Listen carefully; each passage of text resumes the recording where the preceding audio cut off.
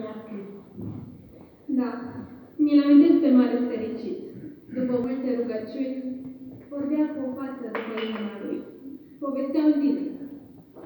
În perioada aceea primea destul de multe invitații din partea comunităților din Maramureș. El nu trebuia decât să le accepte, altfel drumul către țara era pistărat cu flori. Și Marius, fiind deja obișnuit să ne invite și pe noi în proiectele sale, acum era ocazia perfectă ca și tu să-ți dai acordul. Dar cum rămâne cu acordul meu? Recunoaște, Liza, și tu ai spionat la un eveniment am spus. Dar uite-te la ea. Cum să nu-ți placă? Are părul fert, exact ca și noi. Ochi albaștri ca ai tăi. Marius ne-a mulțumit pe toate. Mă bucur atât de mult pentru voi.